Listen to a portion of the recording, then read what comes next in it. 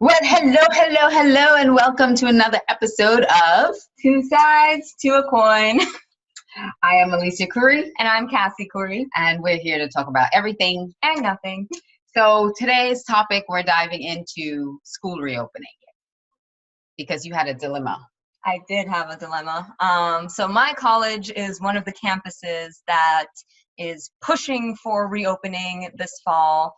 And I mean, being based in Miami, where we've become another epicenter of the pandemic, I don't feel comfortable going to school on campus. So they do have three modes of learning that you can opt into. Three options. Yes, you can be in person, hybrid, both in person and online, which I have no idea how that's going to work. I think that's like dependent on the professors. They can choose like which days they want you in, which days they want to be online. I'm not entirely sure.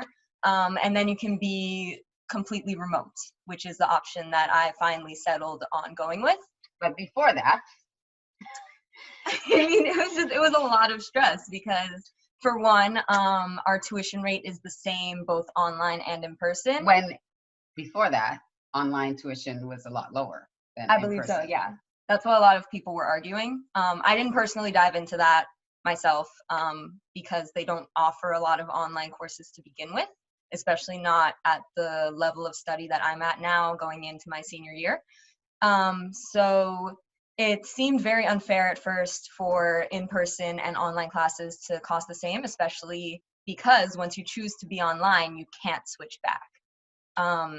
Then it came down to a lot of the fees and housing and all those variables. I didn't want to be commuting even part-time, living at home here. I'm personally kind of immunocompromised, but then like your mom is living here with us right now, Yeah, and I wouldn't want to. You don't want to go to campus and come Yeah, home potentially contracting anything. Yeah. with my mom living here. And then for on-campus learning, they also have a lot of testing procedures in place. The flu shot is mandatory. They're going to be conducting random sample testing, so you could get emailed to come in and be tested. You have to have a negative test before you're allowed back on campus. And it just felt like a lot of things to figure out on top of taking 6 classes this semester. I didn't want to take that risk. I wanted to go the route of, I don't know, just cutting my losses as early as I could. And just doing online learning. Yeah. Which I think is probably the best bet because we really don't know what's happening. You know, they could say we're doing a hybrid or we're doing this in person, and you start going and then they shut everything down again and you have to figure out, now I have to move everything back home. Right. I have to change. So you have to move on campus. I can't just cancel that rent. I'm locked in for the year, so I'm stuck living down there, paying rent just to take online classes anyway. Yeah, so there are just too many uncertainties. Yeah. So the best, I just realized the mic isn't plugged in, but that's okay. We're using the camera, the laptop mic. Yeah. So if it hopefully we're loud enough. Yeah. But yeah. Anyway, so there are too many variables. That was just a side trip. That can come in the middle of the year that just turns the apple cart over again. And so I think that's the best bet. Now, yeah. You're not the only one in the house that has to go back to school. Right. You have a sister and a brother. Your brother's on the side of virtual school. I'm never going back. Right? And your sister's on the other side of, I want to go back to high school. This is my senior year of high school. I want to be in school. Yeah. I want to be there with my friends. I want to play sports. She wants to be able to have that last year of sports, potentially get scholarships and stuff. And with that season potentially being canceled, it's very stressful for her. Stressful for her. She is. I don't want to talk about her because she's not here, but it's a lot to think about, and it's a lot to try to figure out. You know, the safety for me as a parent tops everything. Yeah. Like, I know you want to experience this. I know you want to have be around your friends and everything like. But if it was just something that you can catch and all right, you got sick and then you got over it, this is actually killing people. Yeah. You know, this is a deadly disease. It doesn't have to be, but it is a potentially deadly disease. Yeah.